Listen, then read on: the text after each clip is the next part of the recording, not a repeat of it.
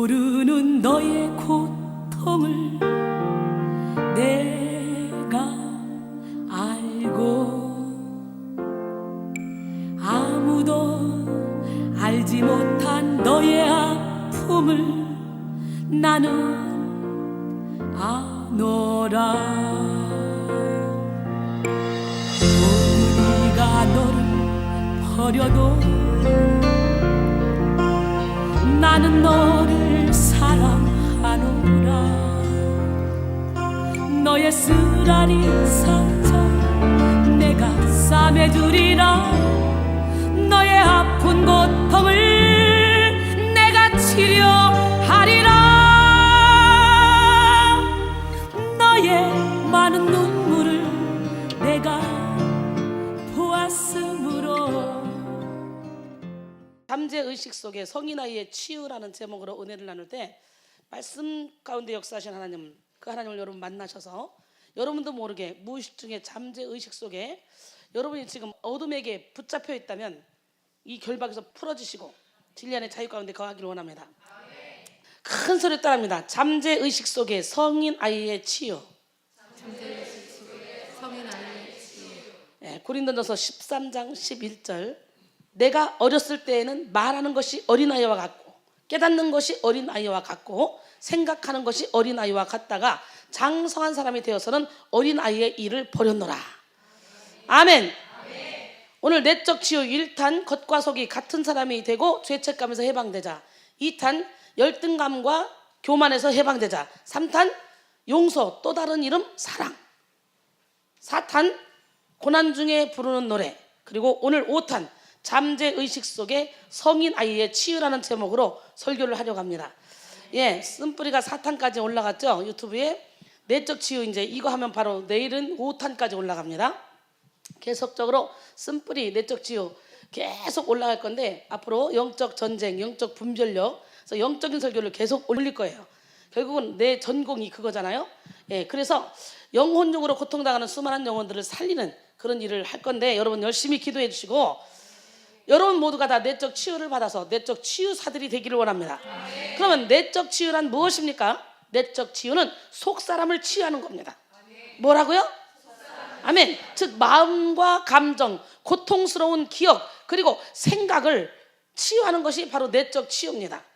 기도를 통해서 증오심과 거부감, 자기 연민, 우울증, 죄책감, 두려움, 슬픔, 열등감, 정죄 또는 무갑지함 등으로부터 해방되는 과정이 내적 치유예요. 그래서 내적 치유와 성인아이의 회복은 그리스도 안에서 온전케 되는 성장과 성화의 과정으로 사실상 동일한 경험을 일컫는 것입니다.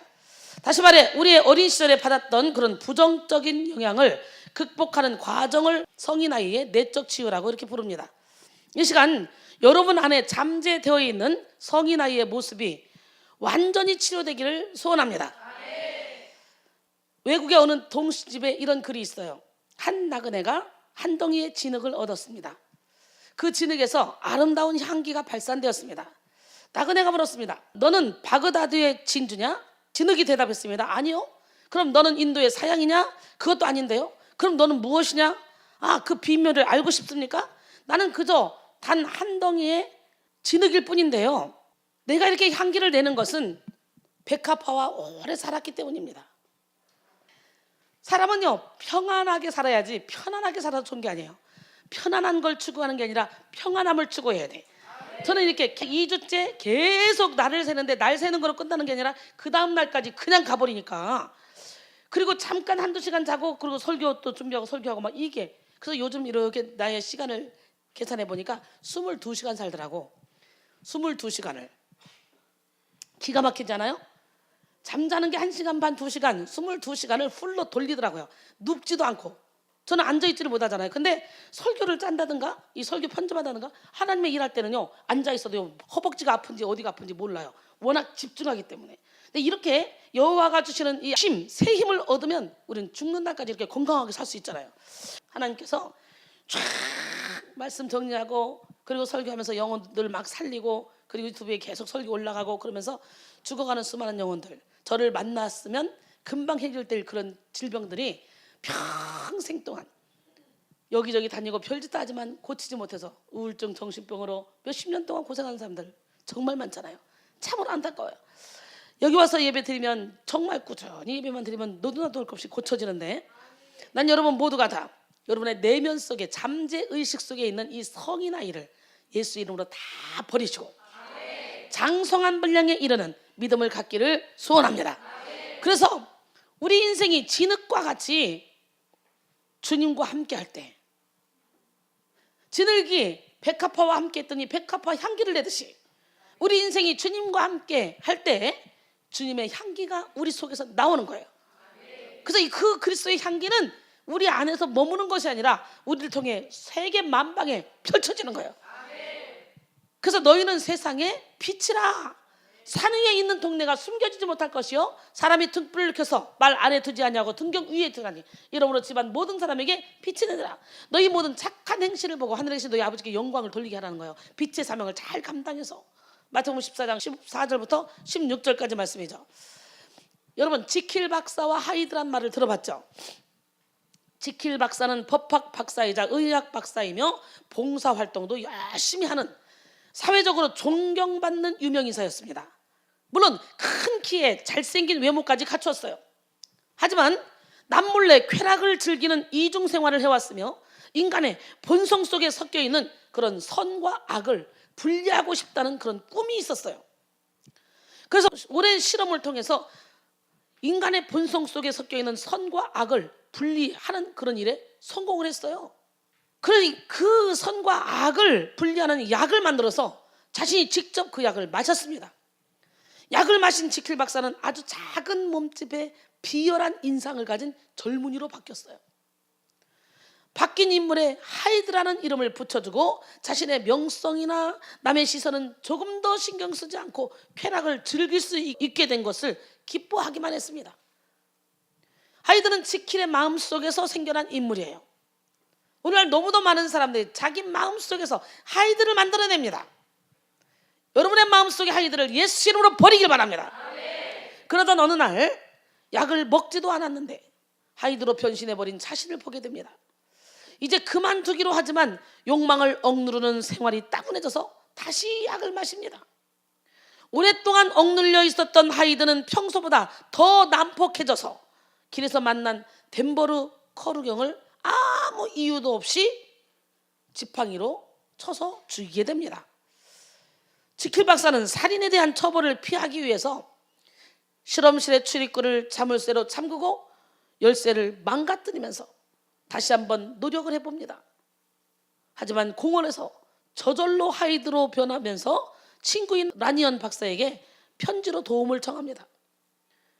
지킬 박사로 돌아오는데 성공은 하지만 라니언 박사는 지킬 박사의 비밀을 알고 나서 충격과 고뇌 속에서 고민하다가 죽게 되죠. 지킬 박사는 언제 하이드로 변할지 모르는 상황이 되자 줄곧 집에서만 틀어박혀 있다가 의심을 품은 하인과 어터슨 변호사가 문을 부수고 들어오자 스스로 독약을 먹고 자살을 하고 맙니다. 이 지킬 박사는 너무너무 선을 많이 행하는 착한 사람, 모든 사람에게 존경과 사랑을 한 몸에 받는 사람이었어요. 그 속에서 만들어낸 하이드라는 그 인물은 이렇게 보잘것없으면서 난폭하고 포악하고 살인을 저지르기를 정말 우습게 하는 그런 사람이었다는 거죠. 여러분 속사람이 지금도 얼마나 많은 살인을 하고 있으며 여러분의 속사람이 얼마나 많은 영혼들을 막 죽이고 있는지, 뱀처럼 눈으로 쏴 죽이고 입으로 물어 죽이고 몸으로 말아 죽이고 있지는 않은지 오늘 여러분의 속사람을 다시 한번 바라보시기 바랍니다. 오늘날 많은 사람들이 겉은 멀쩡해 보이는데요, 마음이 병든 채로 살아갑니다. 높은 학벌을 가지고 많은 재산을 가지고 있어도 병들고 상한 마음을 추스리지 못하는 그런 사람들이 많이 있다는 거죠. 심지어 나이를 많이 먹었어도 특정 부분의 생각이나 마음은 어린아이와 같은 그런 사람들도 있습니다. 우리는 지금 각종 우울증, 공황장애, 정신분열증, 다중인격 등등 정신병증의 증상이 일반 사람들에게도 나타나고 있는 것이 이상하지 않는 시대에 살고 있다는 거예요. 그야말로 현대는 마음이 병든 시대입니다. 지금 이렇게 많은 사람들이 지킬 박사처럼 그 안에 하이드가 막 움직이는데 그걸 지킬 수가 없는 거예요. 지킬 박사도 처음에는 자기가 약을 만들어서 먹으면 하이드로 바뀌고 안 먹으면 또 지킬로 오고 그러다가 나중에는 약을 안 먹어도 저절로 하이드로 바뀌어버린 거예요. 그래서 고민했던 거예요. 그런 것처럼 너무도 많은 사람들이 어릴 적에 그 받은 상처로 인해서 아니면 조상 대대로 내려온 그 죄로 인해서 이렇게 성인 아이의 모습을 갖고 있다는 거지. 오늘 나는 여러분의 속사람이 정말 통곡하고 울고 회복되는 시간이 되길 원해요. 속사람을 묶고 있는 이 어둠의 영들이 그냥 기절을 하고 성령의 불로 다 태워주길 원합니다. 할렐루야. 우리는 그래서 마음의 병을 치료받아야 돼요. 잠언 15장 13절에 마음의 즐거움은 얼굴을 빛나게 하여도 마음의 근심은 심령을 상하게 하느니라. 잠언 17장 22절에 마음의 즐거움은 양약이라도 심령의 근심은 뼈를 마르게 하느니라. 잠언 18장 14절에 보니까 사람의 심령은 그 병을 능히 이기려니와 심령이 상하면 그것을 누가 일으키겠느냐. 하나님은 우리의 보이지 않는 상처까지도 치료하시는 분입니다. 이 시간 하나님의 말씀의 검이 여러분의 심령 깊은 곳까지 수술하는 시간이 되기를 원합니다. 특히 여러분의 영혼 속에 잠재되어 있는 그런 성인아이의 모습이 깨끗하게 고침받는 그런 기적의 시간이 되기를 바랍니다. 성인아이는 뭡니까? 성인아이는 어린 시절의 문제를 해소하지 못해서 아직 그 문제로 인해 고통당하고 있는 18세 이상의 성인을 가리키는 말입니다. 겉으로는 다 멀쩡해 보이지만 그러더니 그렇죠. 다 나네 바로 나 오늘 다 치료받아야 돼요. 그게 나라고 인정이 돼야 치료가 되지 나는 아니거든요. 어른이거든요. 그러면 치료가 안 돼요. 나는 잠잘 시간도 없이 야 이게 뭐냐 이게 1시간 반 2시간 자고 살아요. 제가 요즘 2주째 완벽하게 살아냈어요. 아마 한 달은 갈걸요. 제가 옛날에도 보면 하나님 앞에 막 사로잡힐 때 보면은 한 달을 그렇게 살더라고요. 한 달을 매일 설교를 하고 책 한 권씩을 매일 읽고 30권을 매일 설교를 하고 한번 딱 붙잡으면 설교 준비를 15시간 16시간을 설교 준비하고 이 볼펜을 하루에 한 자루씩 쓰고 멋지죠? 요즘 내가 이렇게 하는 거 보니까 여러분 그게 이해가 가죠? 전에는 그렇게 말할 때 그게 뭔 소린가 이해가 안 갔죠? 이번에 하나님이 눕히지도 않고 그냥 쫙 저를 붙잡고 가는 거 보면서 이야, 그래 우리 하나님 멋쟁이 하나님 기적의 하나님은 우리가 힘들 때 절망할 상황이 될 때 낙심할 상황이 될 때 마음이 아플 때 아플 수밖에 없는 상황이 될 때 더 강하게 붙잡아서 약할 때 강함 주신 하나님 그 하나님을 높이게 하는구나 이걸 철저히 깨닫습니다. 그렇기 때문에 여러분은 어떤 상황이 여러분에게 펼쳐진다 할지라도 그 예수님 한 분만으로 만족하며 주님 주시는 그 놀라운 힘으로 멋지게 인생을 살아내시기 바랍니다. 할렐루야. 기적의 하나님은 누구 하나님? 진짜. 그래서요 이렇게 성인아이는 어린 시절의 문제를 해소하지 못해서 아직 그 문제로 인해 고통당하고 있는 18세 이상의 성인을 가리키는 말입니다. 다시 말해 성인이 되었음에도 불구하고 특정 영역에서는 아직 여전히 아이 상태에 머물러 있는 거예요. 그의 감정과 행동 중 많은 부분은 유년기의 흔적을 나타낸다는 뜻이죠. 이런 성인아이는 성장 과정에서 경험했던 충격으로 인한 정서적 찌꺼기가 아직까지도 남아있어서 성인의 행동과 태도에 영향을 미치고 있는 사람이죠. 성인이 됐으면 이제 장성한 분량에 이르는 삶을 살아야 되는데 어린아이 같이 산다는 어느 한 부분은 영적으로도 마찬가지예요. 응애하고 태어나서 거듭났으면 쑥쑥쑥쑥 성장해야 되는데 오랜 세월 신앙생활 했는데도 불구하고 영적으로 소통이 안 돼. 영적인 이해가 없어. 환장하는 거죠. 신앙생활을 오래 했다고 하지만 영적으로 성장하지 못해서 아직까지 믿음의 초보에 대하여 배워야 되는 그런 처지에 있는 사람들이 많이 있습니다. 옆 사람 바라보시고 그게 혹시 당신은 아닙니까? 물어봐 시작. 아니면 자기한테 물어봐. 그게 혹시 너는 아니냐? 우리는 영육으로 성장하면서 어린아이의 일을 버려야 돼. 영적으로도 육적으로도 성장해야 돼요. 어린아이의 일을 버리고 장성한 사람의 모습을 갖춰야 돼요. 하지만 많은 사람들이 어린 시절의 상처를 잘 극복하지 못해서 성이 돼서도 어린 시절의 상처에 의해서 고통을 받고 있습니다. 오늘 이 시간 여러분 속에도 어린 시절에 받은 상처로 인해 남은 고통이 여러분의 삶을 지배하고 있는 부분이 있다면 또한 여러분들도 모르게 상처로 인해 무의식 속에 숨어 여러분의 인생을 어둠의 길로 쫙 끌고 가는 그런 부분이 있다면 오늘 이 시간에 여러분 마음가짐을 찢고 성령의 빛을 받아 깨닫는 시간이 되기를 원합니다. 그래서 저는 이런 기도를 잘 시키죠. 시편 139편 23절 24절 하나님이여 나를 살피사 내 마음을 아시며 나를 시험하사 내 뜻을 아옵소서. 내게 무슨 악한 행위가 있나 보시고 나를 영원한 길로 인도하소서. 할렐루야. 예, 항상 여러분 이런 기도를 해야 돼요. 여러분 자신도 몰라. 하나님 나를 살펴보세요. 말씀의 거울에 비춰서 나를 좀 살펴보세요. 성령의 능력으로 어린아이 때의 일을 버리고 성인 나이의 모습을 오늘 이 시간에 치료받기를 원합니다. 그리고 장성한 분량의 믿음에 이르러 주님의 기쁨이 되고 많은 사람들을 진리 가운데로 인도하는 영적인 안내자로 우뚝 서시기 바랍니다. 예, 히브리서 5장 12절로 14절 보니까 때가 오래되었으므로 너희가 마땅히 선생이 되었을 테인데 너희가 다시 하나님의 말씀의 초보에 대하여 누구에게서 가르침을 받아야 할 처지이니 단단한 음식은 못 먹고 젖이나 먹어야 할 자가 되었도다. 이는 젖을 먹는 자마다 어린아이니 의의 말씀을 경험하지 못한 자요 단단한 음식은 장성한 자의 것이니 그들은 지각을 사용함으로 연단을 받아 선악을 분별하는 자들이니라. 할렐루야. 에베소 4장 13절로 14절 보니까 우리가 다 하나님의 아들을 믿는 것과 아는 일에 하나가 되어 온전한 사람을 이루어 그리스도의 장성한 분량에 충만한 데까지 이르리니 이는 우리가 이제부터 어린아이가 되지 아니하여 사람의 속임수와 간사한 유혹에 빠져 온갖 교훈과 풍조에 밀려 요동하지 않게 하려 함이라 그랬어요. 우리 모두는 출생에서 시작해서 유년기와 사춘기를 거쳐 성인이 되기까지 많은 일들을 겪으면서 인생의 진보다리를 주워 모읍니다. 이 보따리들은 우리가 어렸을 때 부모나 다른 사람에게 받은 영향과 압력이죠. 또한 우리 자신도 모르게 조상 대대로 내려오는 그런 압력이죠. 또한 가장 사랑하는 사람에게서 받은 상처죠. 우리는 사랑해야 될 그 사람, 내가 가장 사랑하는 사람, 그 사람을 통해 상처를 받아요. 그런데 이 진보따리는 우리의 성령기의 삶 속에서 중대한 의미를 부여한다는 거죠. 사실 우리의 무의식 세계는 우리가 유년기에 받았던 이 영향력인 이 거추장스러운 진보따리에 많이 의존한다는 거예요.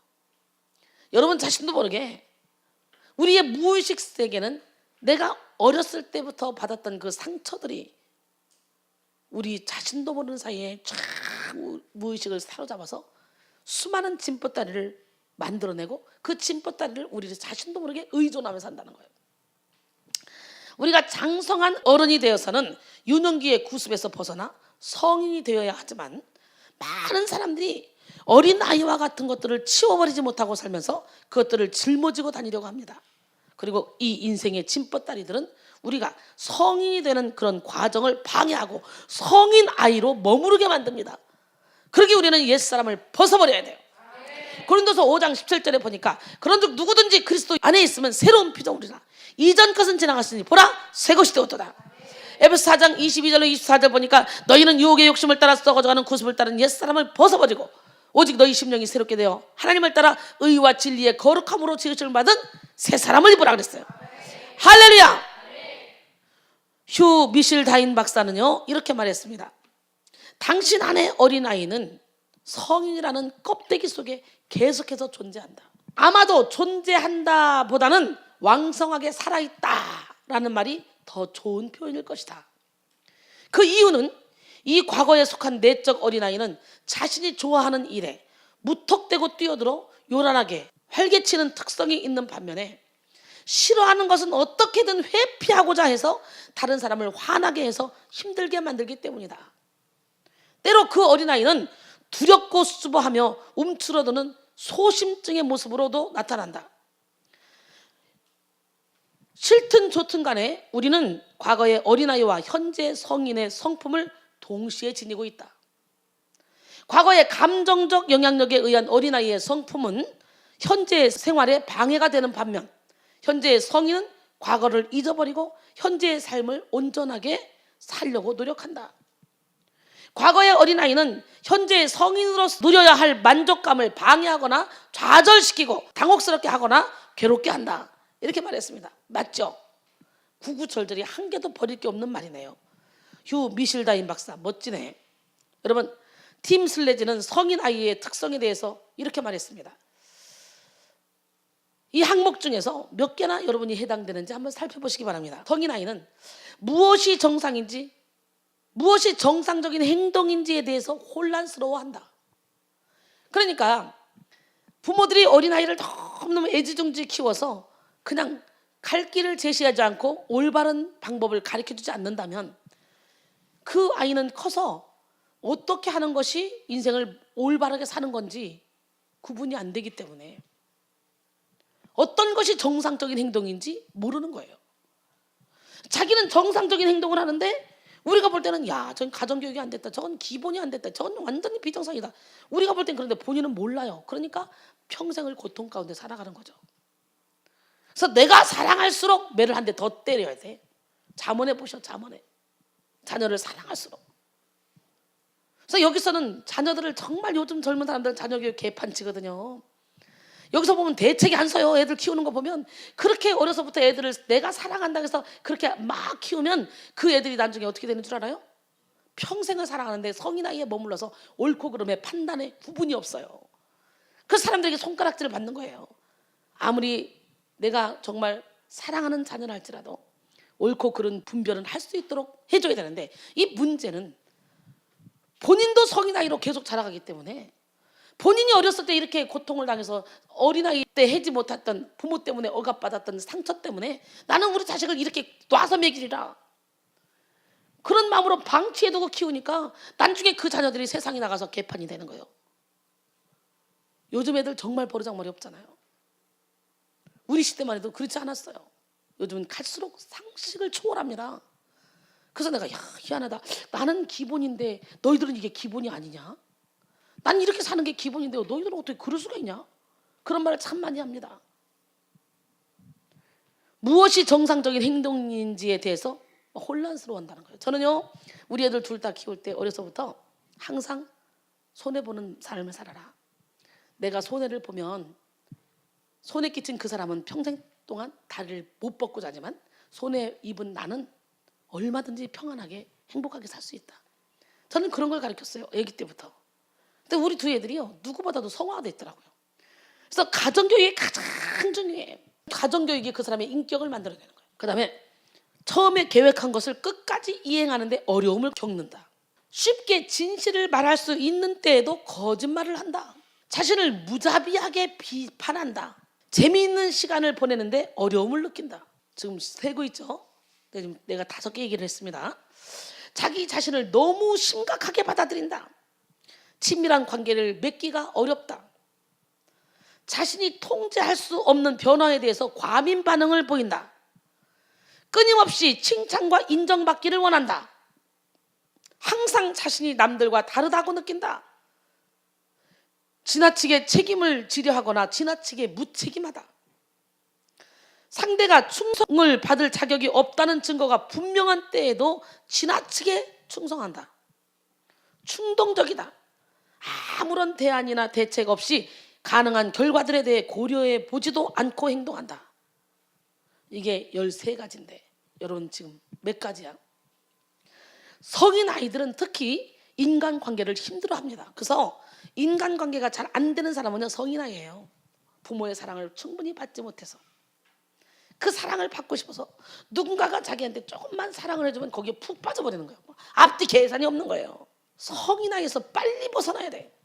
예수님의 사랑의 넓이와 길이와 높이와 깊이를 깨달아 그 사랑으로 충만해지면 우리는 성인 아이의 일을 순식간에 다 버리고 하나님의 말씀 앞에 올바른 인생길을 걸어갈 수 있게 될 줄 믿습니다.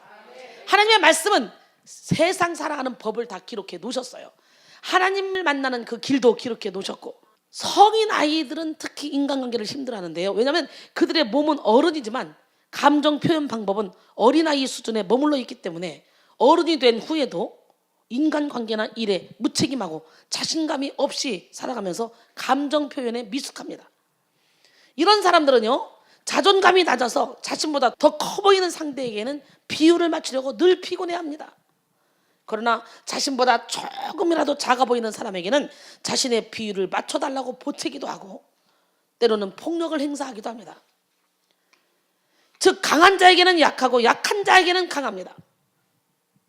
또 성인 아이의 중요한 특징 중 하나가 뭐냐? 미워하면서 닮는다는 거예요. 성장 과정에서 내가 그렇게 싫어하고 미워했던 사람의 삶을 나도 모르는 사이에 내 안에 내면화시키고 각인시켜 닮아갑니다. 부모의 알코올 중독, 폭력, 이혼 등을 그대로 따라하거나 그렇게 싫어하고 증오하던 부모의 모습과 너무도 닮은 배우자를 만나게 돼요. 내 안에 있는 성인 아이가 잘하지 않으면 계속해서 똑같은 역기능을 반복하며 살게 되는 것이죠. 보통 성인 아이들은 배우자와 10년을 살더라도 친밀감이 생기지 않는다 그래요. 실제로 상당히 많은 이혼의 사유가 성인 아이와 같은 정신적 이상으로 인한 친밀감의 결여라고 합니다. 이런 이혼 사유는 근래 들어 급증하고 있습니다. 그 이유는 예전에 한국 사회는요, 배우자가 비록 성인 아이라 할지라도 의식주의 문제가 먼저였기 때문에 다 덮어두고 상처를 받으면서도 살아냈어요.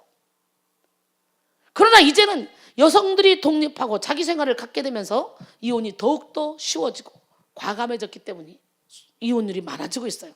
또 성인 아이들은 공동체의 질서나 예의를 지키지 않습니다. 그리고 특권의식을 가지고 있습니다. 자신의 텅 빈 자아를 채우기 위해서 많은 사람들의 관심을 요구한다는 그런 특징을 가지고 있죠.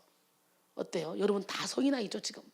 그런데 그들의 그런 욕구는 쉽게 채워지지 않기 때문에 그들은 쉽게 중독에 빠진다 그래요. 그래서 알코올과 마약, 도박과 포르노, 섹스와 같은 것으로 자신의 그런 낮은 자존감과 무료함을 채울 수 있다고 생각하는 그 자체가 성인 아이의 행동 양상이라고 볼 수 있습니다. 그래서 제가 볼 때 믿는다고 교회 와서 앉아있지만 우리는 뭐 이렇게 중독, 마약 중독, 알코올 이런 건 아니라 할지라도 여러분 각 사람이 좋아하는 걸 붙잡고 놓지 못하는 거 역시 바로 성인 아이의 모습이라는 거예요. 오늘 이 시간에 난 여러분이 낮은 자존감을 십자가에 못 박고 하나님 주시는 주식감으로 살기를 원합니다. 이렇게 성인 아이들은요, 몸과 욕구는 어른의 것인데 그것을 통제하는 사고 능력이 성숙하지 않았기 때문에 아이가 떼쓰는 것과는 비교할 수 없을 정도로 더욱더 폭력적 정서 에너지가 발산이 되는 거예요. 애기들보다 더 심하다는 거예요. 애기가 막 떼쓰는 것보다도. 또 성인 아이들은 문제가 발생하면 이 모든 문제를요 다 자신에게 돌리지 않고 남 탓을 한다는 거예요. 책임을 전가하는 거예요. 그렇게 다른 사람 잘못이라고 박박 우게 되는 거예요. 그래서 그들은 잘못됐다는 말을 잘 못합니다. 여러분 입에서 잘못했단 말을 잘 못한다면 아 나는 성인 아이구나. 이거는 필히 치료를 받아야 될 질병이구나. 이걸 깨달아야 돼요. 고맙다는 표현도 정상적인 상태에서 하기가 힘듭니다. 그들의 감정 표현은 과하거나 서툽니다. 여러분의 모습은 어떻습니까? 오늘날은 교회 안에도 영적인 성인 아이들이 많이 있습니다. 그것은 경건의 모양은 있으나 경건의 능력은 없는 사람들. 성장하지 않고 자라지 않은 채 어제 받은 은혜로 오늘을 살아가는 사람들이 많이 있어요. 이것은 에베소 교회에도 마찬가지입니다. 그래서 사도 바울은 에베소 교회의 편지에서 너희는 아이가 아니다. 아이로 멈추어 있지 말고 영적인 성인 아이에서 벗어나 성장하고 성숙하라. 이렇게 권면하고 있습니다. 에베소 4장 13절로 15절 우리가 다 하나님의 아들을 믿는 것과 아는 일에 하나가 되어 온전한 사람을 이루어 그리스도의 장성한 분량이 충만한 데까지 이르리니 이는 우리가 이제부터 어린아이가 되지 아니하여 사람의 속임수와 간사한 유혹에 빠져 온갖 교훈의 풍주에 밀려 요동하지 않게 하렵니다.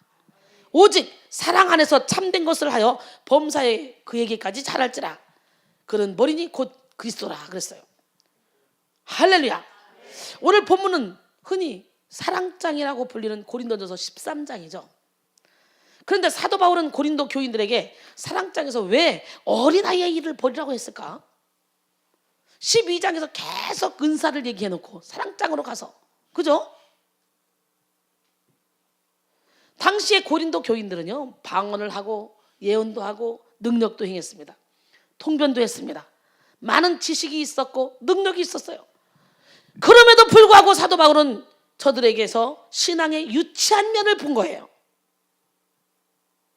저들이 신앙적으로 성숙한 것처럼 방언을 하고 치유의 은사도 있고 능력도 나타나고 예언도 하고 방언 통변도 하고 막 있었지만, 신령한 것을 행하는 반면에 말하는 소리를 가만 들어보면 어린아이들처럼 너무도 유치했습니다. 저들은 남이 알아듣지 못하는 신령한 방언을 하면서도 남들과 대화할 때는 남의 흉이 나쁘고 비난하고 유치한 소리를 하고 하나님이 가장 싫어하는 일들을 막 했습니다.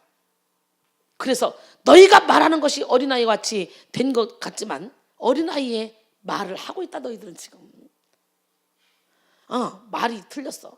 너희가 말하는 것이 어른과 같이 된 것처럼 너희들이 하고 있지만 너희들은 지금 어린아이의 말을 하고 있는 거야. 이게 말하다 보면 말이 이렇게 헷갈려요. 그러니까 개떡같이 말해도 찰떡같이 들어야 돼. 혀가 막 돌아가. 제가요 지금 참 희한하게 살고 있어요. 지금요 나 이런 삶이 그냥 천과는 그날까지 이어졌으면 좋겠어. 그렇잖아. 제가요 신대원 다닐 때요 2-3시간 자고요 3년 동안 쫙 학교 공부하고 저녁에 그것도 하남까지 갔잖아요. 우리 성전이 하남에 있었잖아. 1시간 걸려서 하남 가서 거기서 설교하고 새벽 3시나 4시에 출발하면 집에 5시야. 5시에 집에 와서 2시간 자고 그리고 학교 가서 또 공부하고 쉬는 시간에 성경 계속 찍으면서 이렇게 찍는 거로 신대원에서 내가 들어갈 때 그랬지. 1년에 1독씩은 무조건 찍으리라. 그래서 신대원 3년 동안 1년에 1독씩 찍었어요.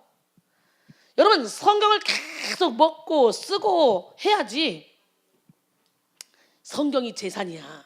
주의 종들은 말씀이 재산이야. 저는 설교 준비하려고 딱 컴퓨터 잡으면 말씀이 사방에서 올라와요. 막 부산에서 올라와, 전라도에서 올라와, 갱상도에서 올라와, 충청도에서 올라와, 강원도에서 올라와, 막 올라옵니다. 설악산에서도 올라와요.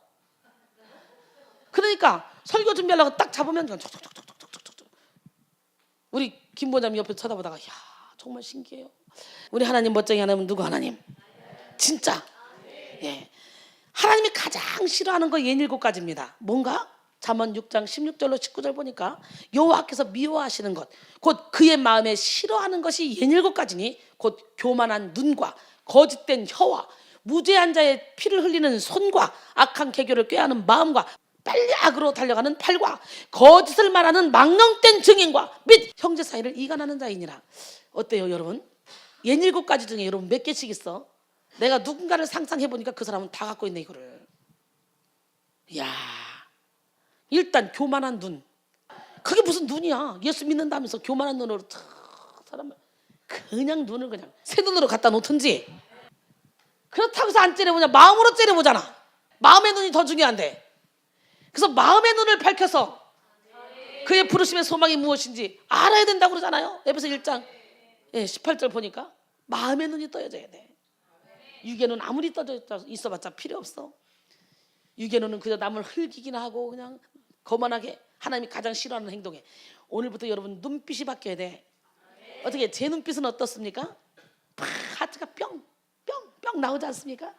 사람의 영혼의 창은 마음이요 마음의 창은 눈이라 그랬잖아요. 그래서 눈에서 쫙 그리스도의 향기가 나가고 눈에서 쫙 그리스도의 빛이 나가고 예수의 사랑이 나가야 돼요. 사랑스러운 눈으로 저를 좀 보세요. 째려보지 말고. 우리 멋쟁이 하나님은 누구 하나님? 예, 그래서 일단 교만한 눈부터 처리합시다. 예수 이름으로 교만한 눈은 떠나갈지어다. 예수 이름으로 사랑스러운 눈이 생길지어다. 거짓된 혀. 야, 입만 벌리면요. 입만 벌리면 거짓말을 해.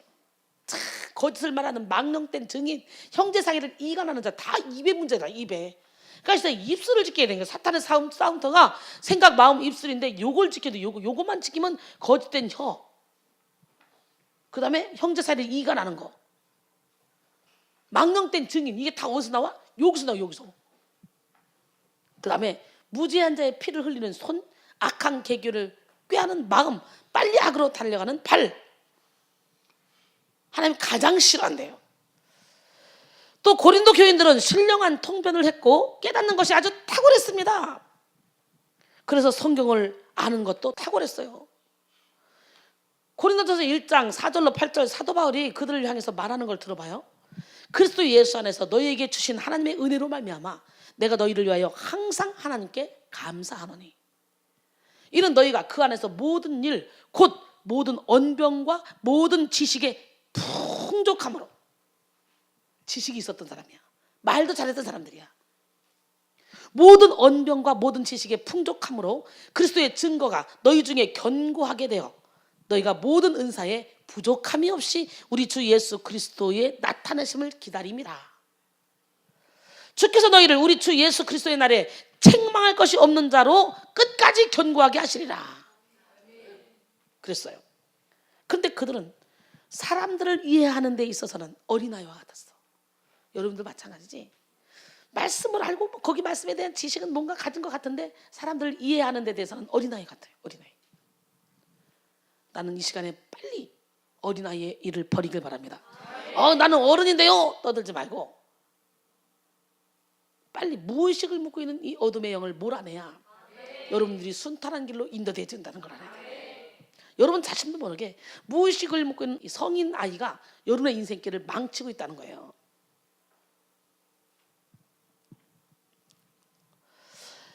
그래서 고린도 교인들은 사람들을 이해하는 데는 여전히 어린아이 같았어요. 그들은 하늘의 비밀을 많이 깨닫고 놀라운 일을 말하면서도 전혀 남의 말을 듣지 않고 교회 안에서 시기하며 싸우며 다퉜습니다. 고린도전서 3장 3절에 보니까 너희는 아직도 육신에 속한 자로다. 너희 가운데 시기와 분쟁이 있으니 어찌 육신에 속하여 사람을 따라 행함이 아니리요 그랬어요. 여러분 시기와 분쟁은 어디 거예요? 하늘에서 내려온 거예요? 야고보서 3장 14절로 15절까지 보니까 야고보 사도가 말합니다. 아직도 너희에게 시기와 분쟁이 있으면 서로 자랑하지 말라. 진리를 거슬러 거짓말하지 말라. 그것은 하늘에서 내려온 것이 아니다. 이 세상 것이고 정욕의 것이고 마귀의 것이다 그랬어요. 대놓고 아주. 오늘 여러분 시기와 분쟁을 십자가에 못 박기를 원합니다. 은혜를 받을 때는 하늘로 올라갔는데 사람들과 싸우는 것을 보니까 간단하게 넘어갈 것도 이해를 못해서 다투고 있는 것입니다. 사실 고린도인들은 남들 속에 있는 생각까지도 꿰뚫어 볼 수 있는 은사가 있었어요. 이것이 얼마나 놀라운 일입니까?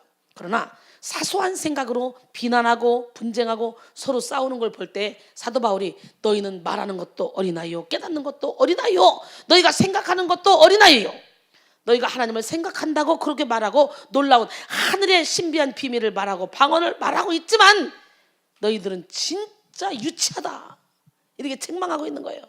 여러분이 아니에요 여러분? 또 이 얘기하면 또 내가 또 참 할 말이 많은 사람이야.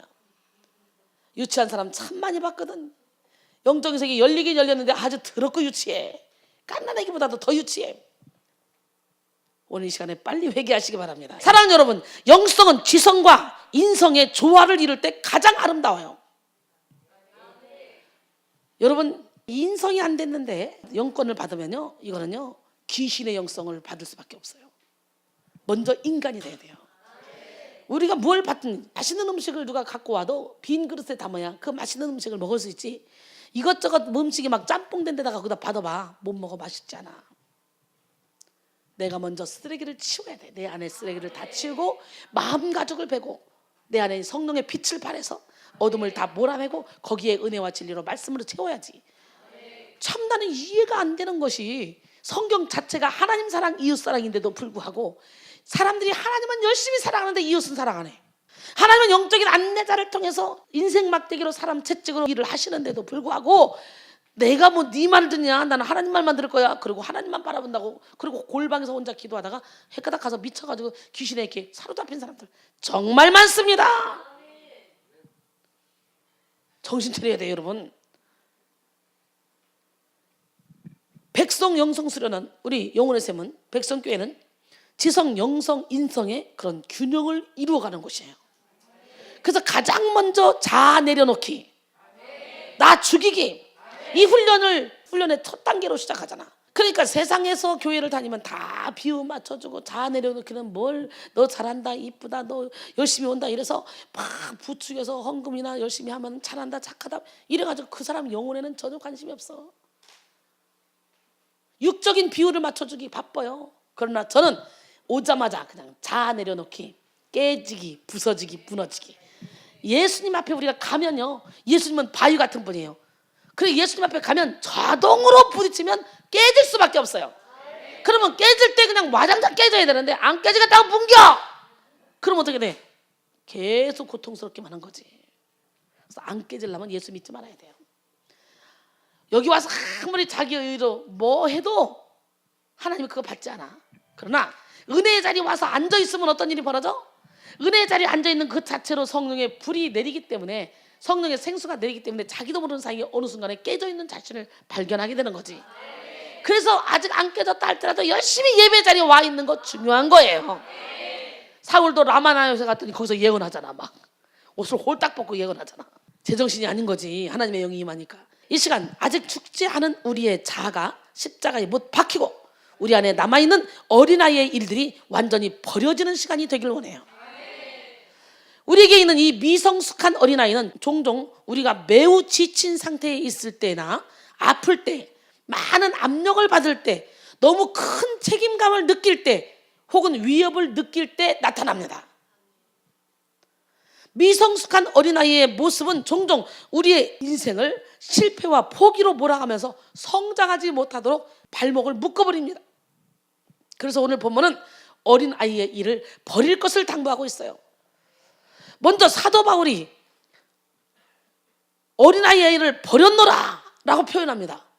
이 말씀은 헬라어 원문에 카타르게오라는 그런 말인데요, 묶인 것을 풀어버린다, 잘못 덧칠된 것을 씻는다 라는 뜻입니다. 어른이 되었다고 어린아이의 일, 어린 시절 상처가 저절로 없어지는 것은 아니라는 걸 우리는 알아야 돼요. 스스로 끊임없이 치료를 간구해야 돼요. 힘쓰고 노력해야 돼요. 성령의 치료를 요청해야 돼요. 하나님의 은혜를 받아야 가능한 거예요. 예수 그리스도의 십자가의 치유 능력을 믿어야 됩니다. 그래야 어린아이의 일을 극복하고 장성한 분량에 이를 수 있습니다. 성숙은 매우 중요한 영적 과제입니다. 그런 면에서 영성이란 신비한 어떤 능력이라기보다는 제대로 성장하고 성숙한 인격의 특징이라고 볼 수 있는 거예요. 그래서 마가복음 16장 17절로 18절 그리고 19절 20절까지 쫙 보면은 믿는 자들이 이런 표적이 따르리니 저희가 내 이름으로 귀신을 쫓아내며 새 방언을 말하며 뱀을 집어 올리며 무슨 독을 마셔도 해를 받지 않냐고 병든 사람에게 손 얹은 즉 나으리라. 주께서 이렇게 말씀하시고요, 올라가셨어요. 선천하셨어요. 그 이후에 제자들이 나가서 복음을 증거하는데 주께서 함께 역사하사 그런 나타나는 표적으로 말미암아 말씀을 확실히 증거했다. 결국은 그런 표적은 말씀을 확실히 증거하기 위함이라는 거예요. 사람들이 믿지 않으니까 그 표적을 보고라도 믿게 하려고 그 능력을 우리에게 주셨는데 우리는 어떻게 해요? 그 복음을 확실히 증거하기보다는 그 주님이 주시는 그 표적에 우리가 집중하고 있다는 거지. 이것이 문제라는 거예요. 우리는 표적 신앙이 아니라 말씀 신앙을 가져야 돼요. 표적은 말씀을 우리가 제대로 믿게 하기 위해서, 예수 그리스도를 닮게 하기 위해서. 할렐루야. 그래서 거기다 초점 맞추고 가는 길에 있는 휴게소와 같은 곳이에요.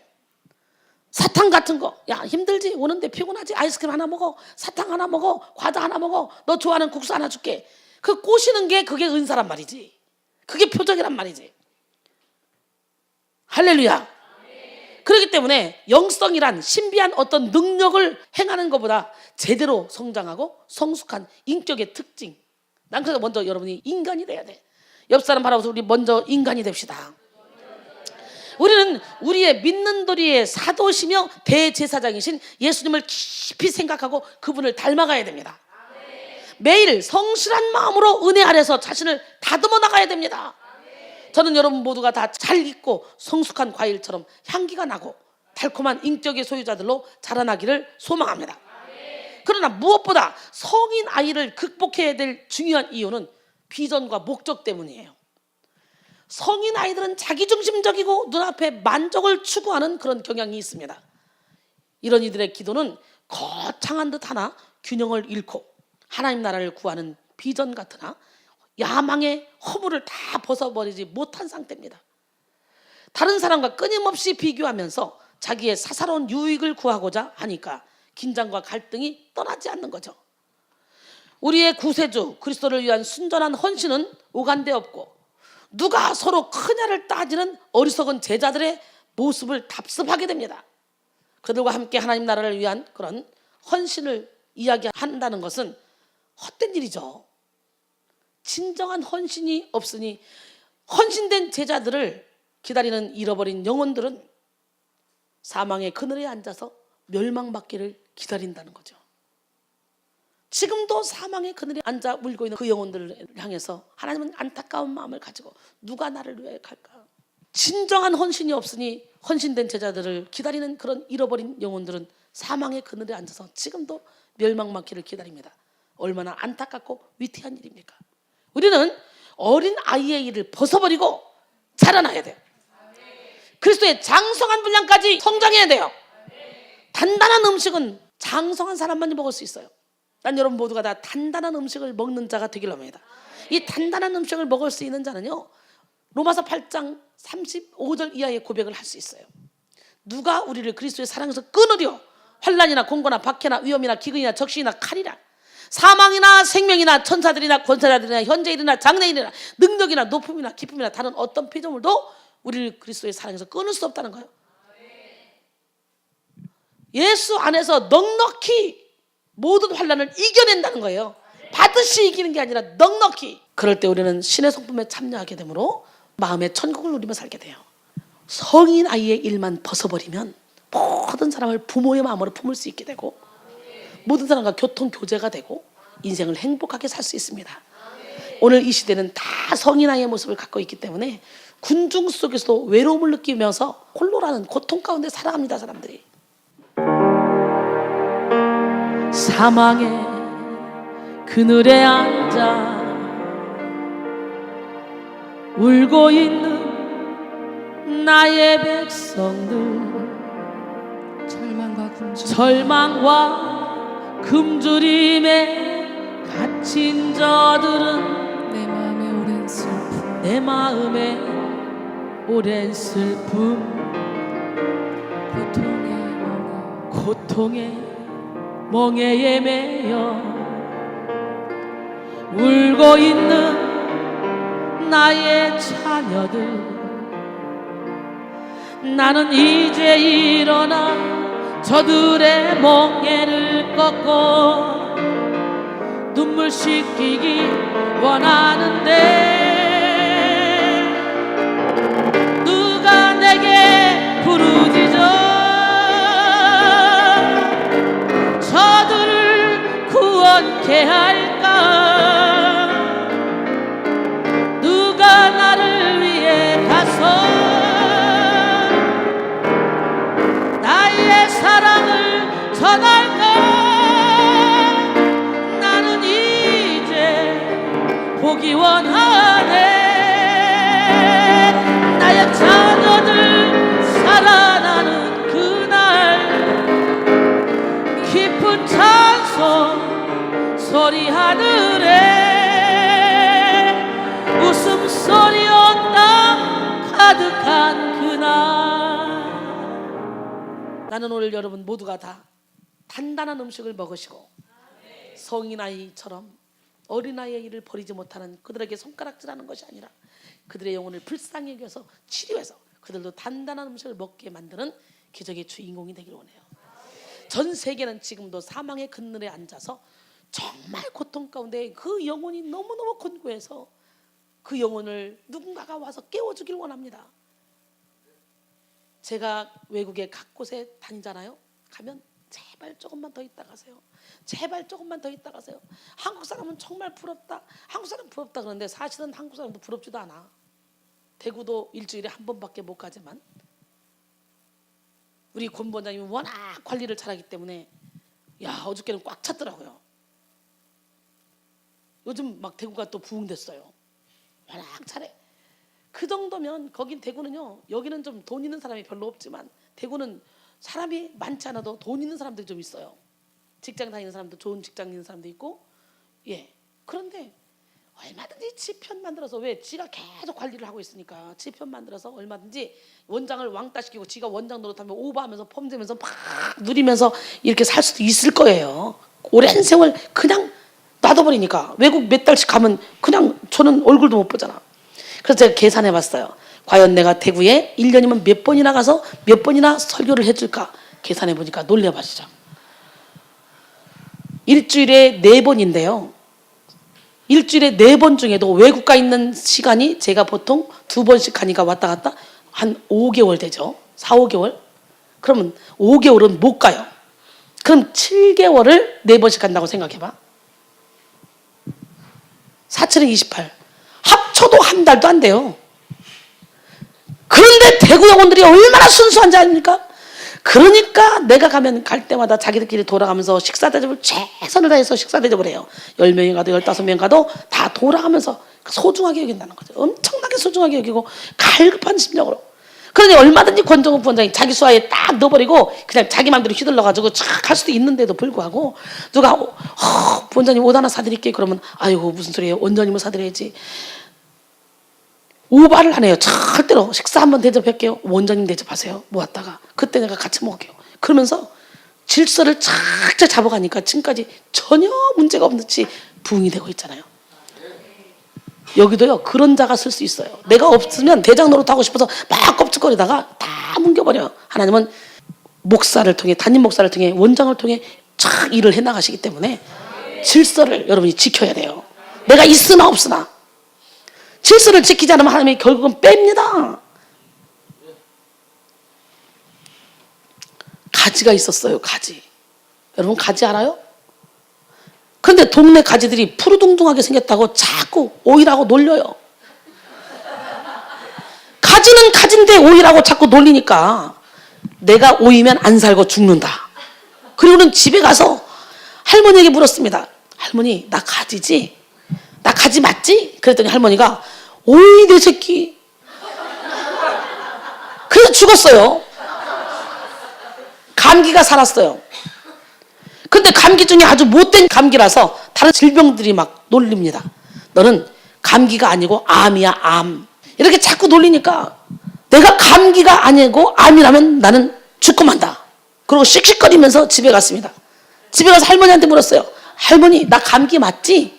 할머니 나 감기 맞지? 그랬더니 암. 그래서 또 죽었어요. 웃으라고 하는 농담이지만 부모의 절대적인 영향력을 보여주는 농담이에요. 이처럼 우리 안에 남아있는 미성숙한 어린아이의 모습은 사실 상당 부분 부모에게서 영향을 받은 것이라는 거예요. 부모님께 들은 말, 부모님이 보여준 모습들로부터 받은 영향이 상처로 남았다면 그것이 일생 그 사람을 끌고 가기 쉽습니다. 영적으로 해석한다면 악한 영의 주된 통로는 죄와 생각과 상처와 환경과 조상으로부터 유입된 것이라고 볼 수 있습니다. 우리가 부모로부터 상처를 받을 때 악한 영이 우리에게 틈타서 우리의 영이 성장하지 못하도록 상처에 묶여 있도록 만드는 거예요. 30대 중반인 김모구는 어린 시절 알코올 중독 아버지의 학대에 시달렸습니다. 그가 밝힌 아버지로부터 받은 그런 폭력은 가히 충격적이었습니다. 그는 어린 시절에 아버지로부터 대리석으로 머리를 맞거나 날카로운 연탄 집게에 손을 찔려서 지금까지도 손가락을 제대로 펴지 못하고 있다고 합니다. 안 죽은 게 다행이다 하면서 당시에 끔찍했던 폭력을 회상했습니다. 12살 무렵이 되어 폭력의 그늘에서 벗어날 수 있었던 그는 제과 제빵 기술을 익혀 일자리를 구하며 열심히 살았습니다. 그리고 나서 성인이 된 후에 익힌 술은 그를 또 다른 구렁텅이로 몰아 넣었습니다. 아버지를 닮지 말아야겠다고 생각했지만 그는 점점 알코올 중독자가 되어가고 있습니다. 급기야 계속된 술로 인해서 건강은 약화되었고 몇 년 전에는 직장을 그만두고 집에서 지내고 있다 그래요. 그런데 더욱 안타까운 점은 그의 9살 아들이 성인아이 증상을 보인다는 거예요. 술을 마신 후부터 그동안 감추어왔던 자신이 받은 학대를 이 아들에게 대물림하고 있었던 거예요. 그 아들은 겉으로 보기에는 정상적이었지만 친구와 다툼이 벌어지면 어린아이라고 볼 수 없을 만큼 공격성을 보였던 거예요. 평상시 폭력에 눌렸던 그런 감정을 자신도 모르는 가운데 한꺼번에 표출하고 있는 것입니다. 이에 대해 성인아이 증후군 치료센터 관계자는 성인아이 증후군 환자는 쌓인 분노를 평상시에는 감추어 놓고 있다가 한 번에 표출된다. 이렇게 말하면서 이 9살짜리가 만약에 20살이 되면 어떻게 되겠느냐. 그리고 아이의 심리 상태를 얘기하면서 우려를 표했습니다. 한 알코올 중독 담당 의사는 아이를 보면 과거에 아빠와 할아버지가 겪었던 상처를 그대로 대물림 받고 있다고 전했습니다. 근데 그거는 성경에서도 마찬가지예요. 출애굽기 20장 5절 6절 보니까 그것들에게 절하지 말며, 그것들은 뭡니까? 우상들이죠. 그것들에게 절하지 말며 그것들을 섬기지 말라. 나 내 하나님 여호와는 질투하는 하나님인즉 나를 미워하는 자의 죄를 갚되 아버지로부터 아들에게로 3, 4대까지 이르게 하거니와 나를 사랑하고 내 계명을 지키는 자에게는 1000대까지 은혜를 베푸느니라. 아멘. 출애굽기 3, 4장 7절에 보니까 인자를 1000대까지 베풀며 악과 과실과 죄를 용서하리라. 그러나 벌을 면제하지는 아니하고 아버지의 악행을 자손 3, 4대까지 보응하리라. 아멘. 이렇게 어릴 때 뿌려진 씨는요, 성이 되어서 열매를 맺습니다. 어린 시절에 부당하게 거절당한 그런 경험은 성인기에 불신을 낳습니다. 또 어린 시절에 지나치게 엄격하게 혼인한 경험은 성이 돼서 자기 정죄를 낳습니다. 이런 식으로 어린 시절에 고립은 성인기의 소외감을, 어린 시절에 되풀이된 그런 분노 행동은 성인기의 긴장 상태를 조성합니다. 이에 따라 성인 아이에게 나타나는 증상을 종합해보면 소외감, 자기 정죄, 긴장감, 불신으로 요약할 수 있습니다. 그래서 가정교육이 정말 중요한 것 같아요. 나는 이 세상에서 누구를 가장 존경하냐 그러면 내가 항상 우리 엄마다 그랬는데요.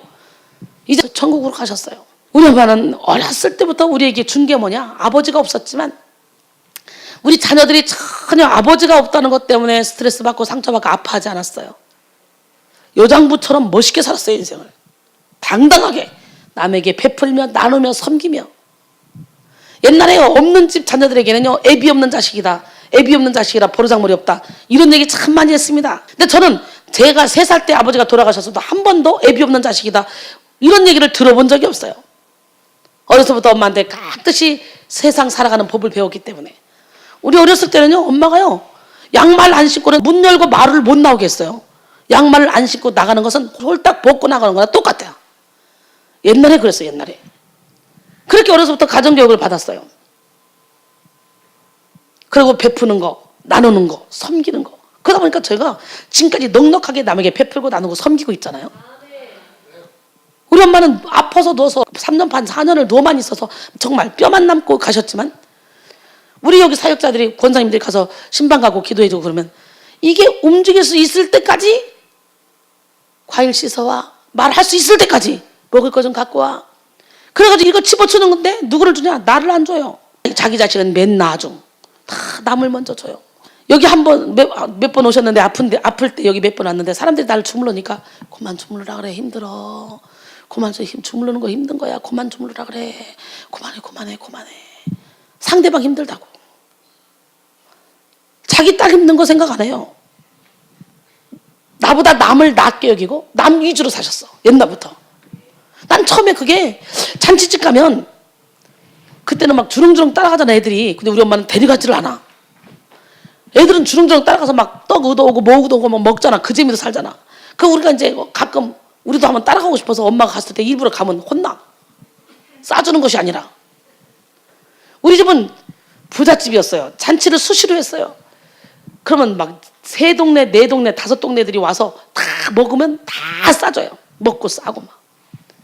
그래서 내가 집에 가서 떡 먹고 싶으면 엄마 떡 줘. 그러면 없어. 다 싸줬어. 그래서 우리 가족들은 다 우리 엄마는 괴물이라 그랬어요. 그런데 세상에 이게 웬일이에요. 우리가 크면서 모든 사람을 먼저 배려하고 섬기는 그런 가족으로 우리 온 가족이 바뀌어서요. 우리 형제들은요, 어디서 싸가지 없다는 소리를 안 들어요. 우리 형제들은 다 베풀며 나누며 살아요. 다 장부들이에요.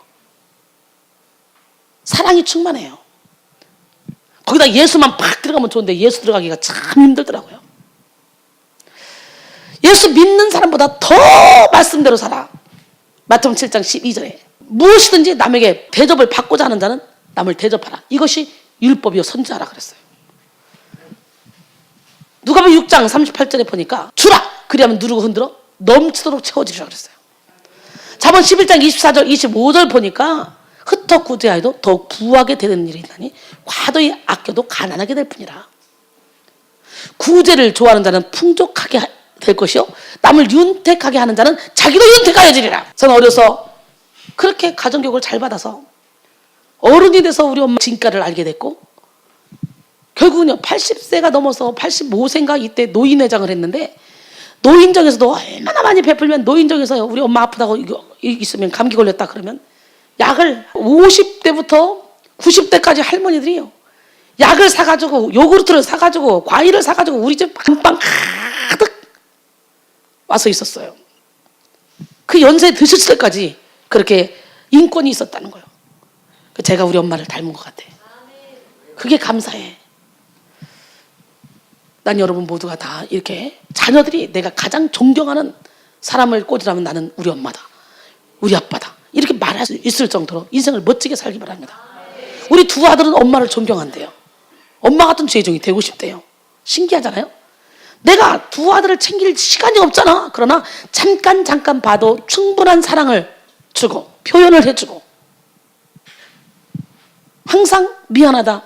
너희들이 가장 중요한 그 시기에 엄마가 옆에서 너희들을 챙겨주지 못해서 미안하다. 그러니까 거기에 대한 상처, 엄마가 막 챙기지도 않고 말이야, 뭐 이런 상처를 엄마가 미리 미안하다, 난 하나님의 일을 하기 위해서 더 큰 일을 하기 위해서 그러니까 미안하다 해놓으니까 그것도 상처로 남기지 않더라 이거죠. 엄마 걱정하지 마세요. 나는 엄마의 사랑을 충분히 받았어요. 이렇게 말하고 있잖아요. 얼마나 감사한지 몰라요. 그래서 우리가 하나님의 일에 올인할 때 하나님은 우리의 일에 올인해 주죠. 어설프게 하니까 이것도 저것도 아무것도 안 되는 거예요. 우리 가족은 천국입니다. 할렐루야. 예. 이에 따라 성인 아이에게 나타나는 증상을 우리가 종합해 보면요, 소외감, 자기 정죄, 긴장감, 불신으로 요약할 수 있어요. 소외감, 성인 아이는 항상 자신이 남과 다르다고 느끼며 무엇이 정상적인 행동인지에 대해서 혼란스러워하고 버림받은 것을 두려워하고 친밀한 관계를 맺는데 어려움을 겪습니다. 그 다음에 자기 정죄, 성인 아이는 자신을 무자비하게 비판합니다. 그리고 사랑의 결핍으로 인하여 인정받는 것에 대하여 강박적인 욕구를 가지고 있습니다. 그래서 성인 아이는 사랑받고 인정받고 칭찬받고 싶은 강한 욕구로 인해서 필요 이상으로 친절하고 열심히 어떤 일을 해냅니다.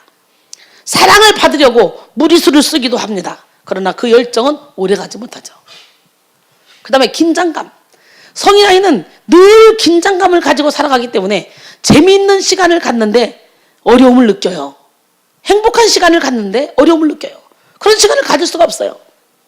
자신을 너무 심각하게 받아들이고 어떤 일을 처음부터 끝까지 추구하는데 어려움을 느낍니다.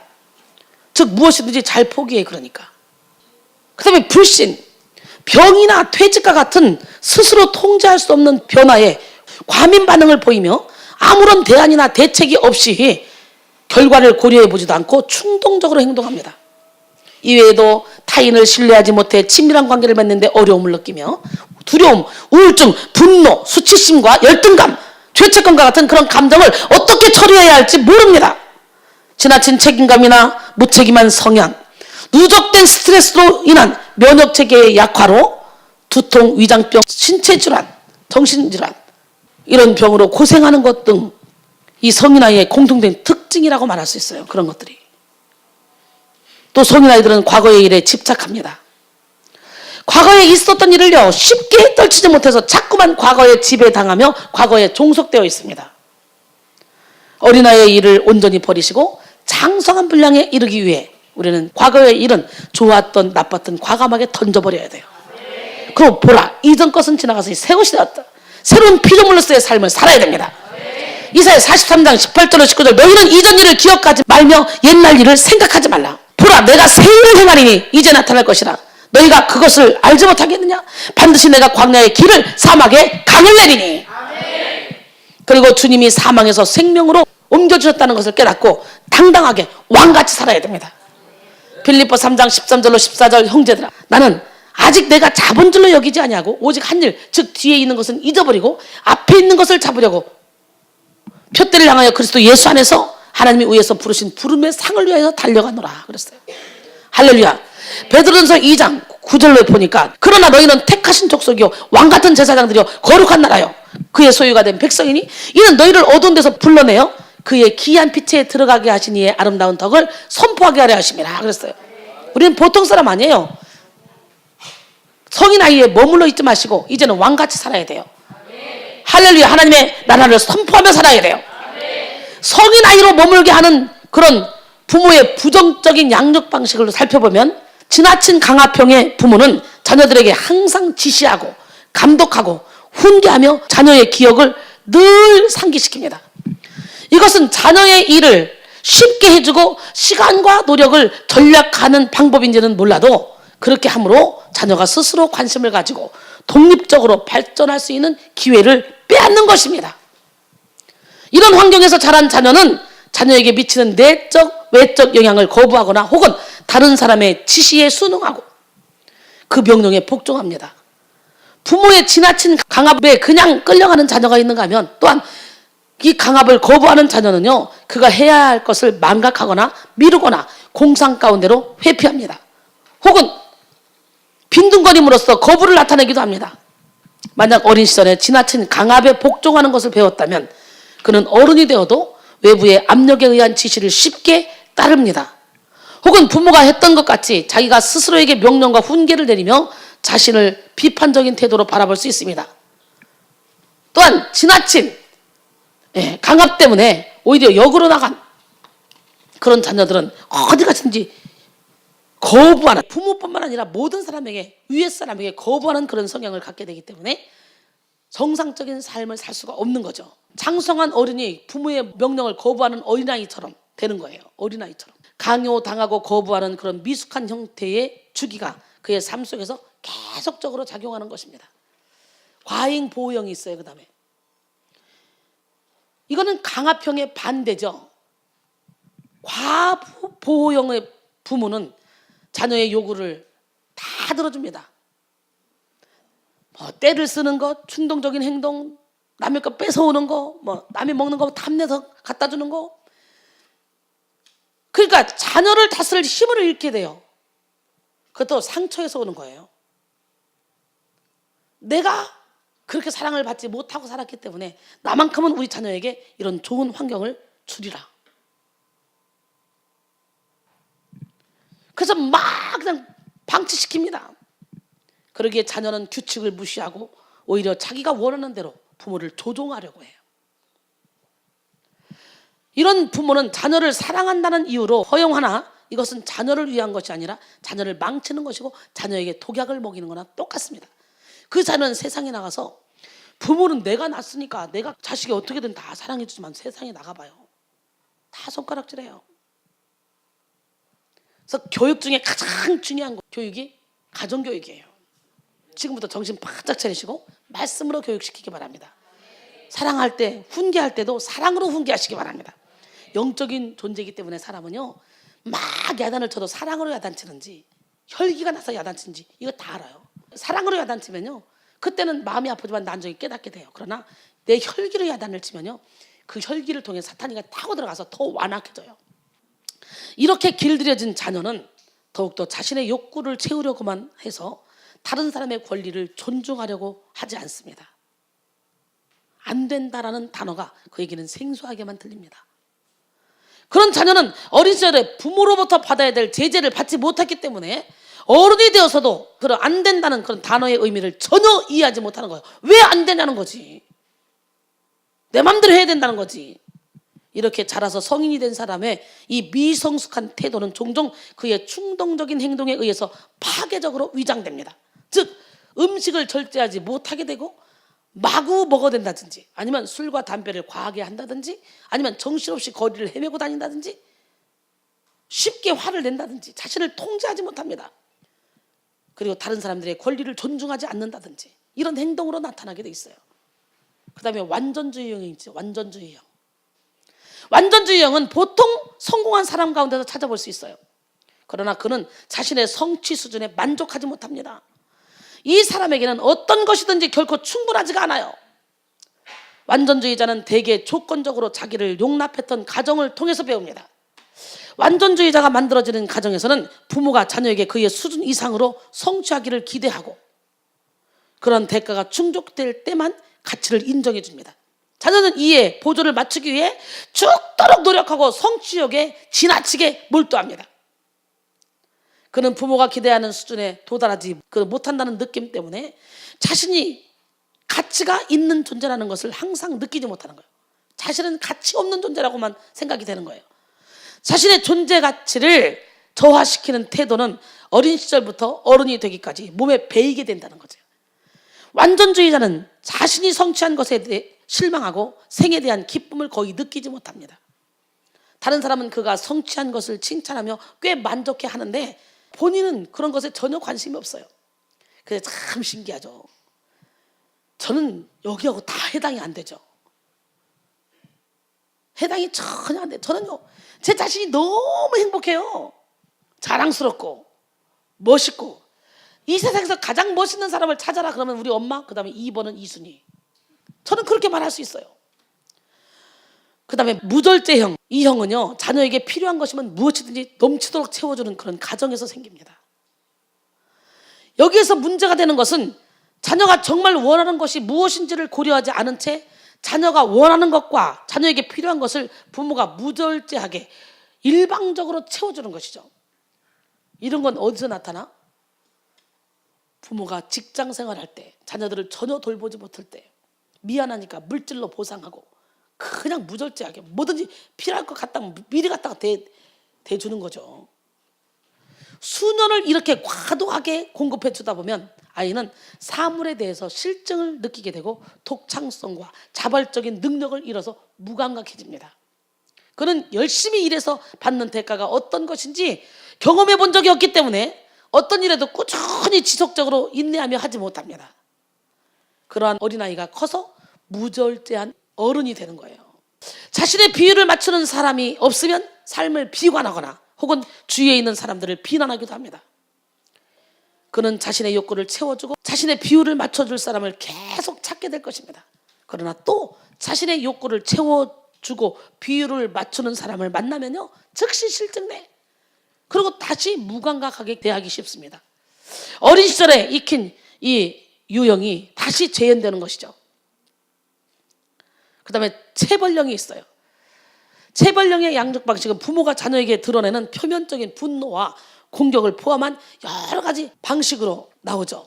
나는 여러분 모두가 다 자녀를 야단을 칠 때 절제하지 못하고 여러분의 혈기가 그대로 묻어나가면 안 된다는 걸 깨닫기를 원합니다. 많은 사람들은요, 혈기를 그냥 드러냅니다. 이것은 강압형과 완전주의형을 합친 상태입니다. 부모는 자녀에게 벌을 줄 때 스스로 정당하다고 느끼지만 대개 자녀의 행동과 태도 때문이 아니라 자신의 분노, 좌절, 인내심의 부족 때문에 자녀에게 화를 냅니다. 그래서 옛날부터 부부싸움하면 그 불똥이 자녀에게 튀어. 그죠? 막 화가 나면 신랑한테 하고 싶은데 신랑한테 못하니까 막 자녀한테 막 잡아. 애 잡어. 신랑도 각시를 뜯으러 패고 싶은데 각시를 못 패니까 막 자기 새끼 잡어. 혈기 한번 팍 내면 이게 자녀가 잘못해서라기보다는 내 이 분노를 표출하지 못해서 이렇게 부모에게 혹독한 취급을 받은 자녀는 벌을 정당화시키거나 혹은 벌을 자초하는 그런 행동에 익숙해집니다. 부모로부터 무관심과 혹독한 취급을 받은 아이는 성인이 된 후에 보복하는 것을 배울 수 있어요. 여러분, 누군가가 여러분의 약점을 드러내고 얘기하지 않고 자꾸 딴 사람에게 돌려치기 위해서 얘기한다 그러면 여러분이 생각해야 될 것은, 야, 내가 사람들의 말에 귀를 기울이지 않으니까 저 사람이 나한테 말을 안 해주는구나. 이걸 알아야지. 나 기분 나빠. 왜 너 직접 얘기 안 하고 꼭 저렇게 통해서 얘기하냐? 네가 무서우니까 그렇지. 너 보복하니까. 내가 무슨 보복하냐?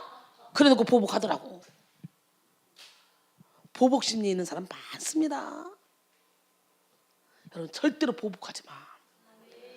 난 여러분 보복하는 사람 몇 명 봤거든.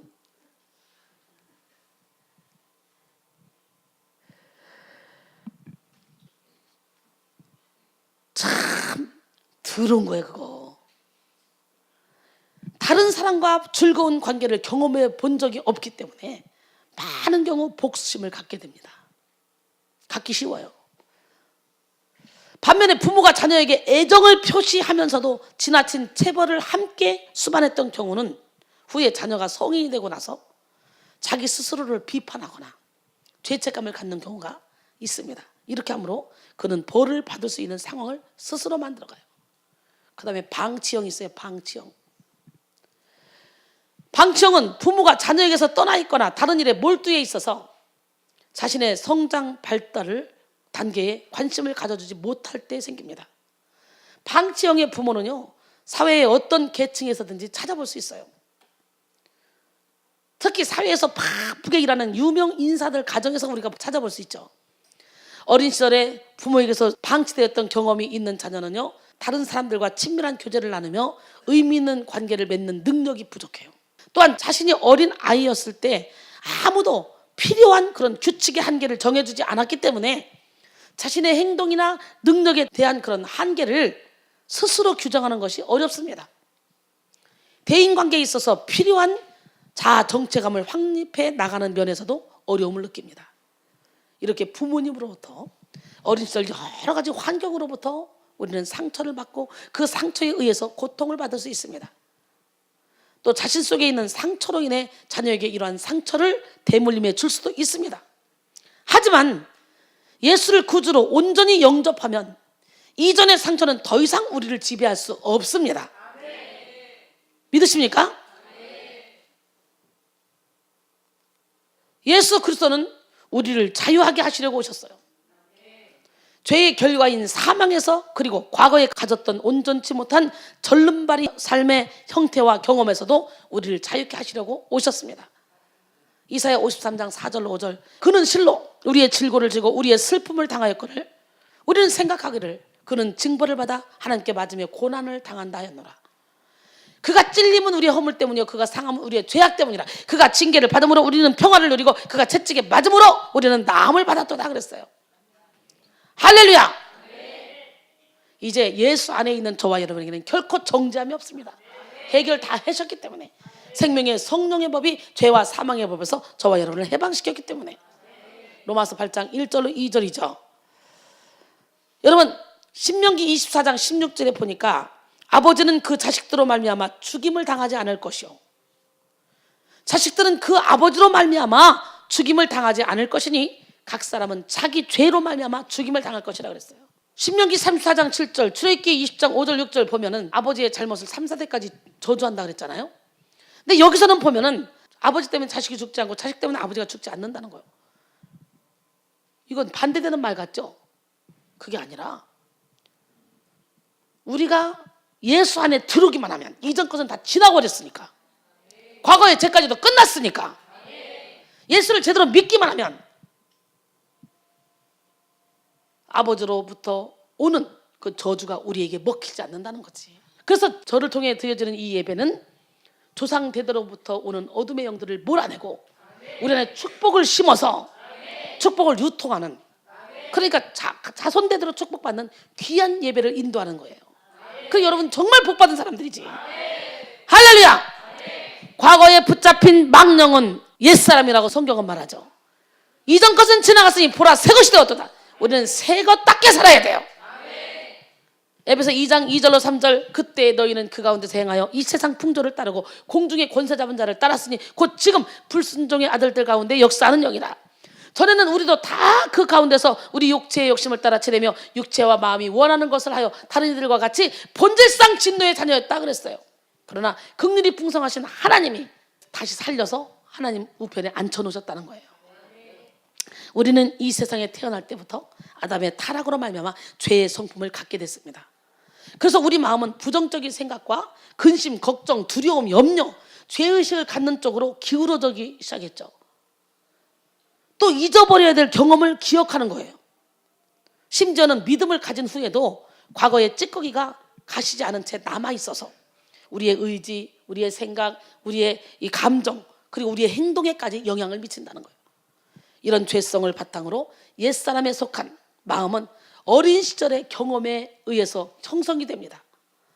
폭력을 휘두르는 부모, 완벽주의 혹은 무관심형 부모, 좋지 못했던 친구관계, 이성관계의 어려움, 학업의 어려움 등등 이 어린 시절의 상처로 인해 자리를 잡습니다. 그러기에 우리는 과거의 상처를 잊어야 돼요. 근데 잊는다고 나는 잊었는데 무의식을 사로잡고 있으면 안 된다는 거지. 무의식을 사로잡고 있는 이 상처를 끌어내다가 버려야 되는 거예요.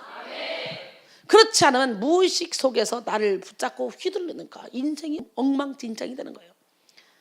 우리 운기 청년이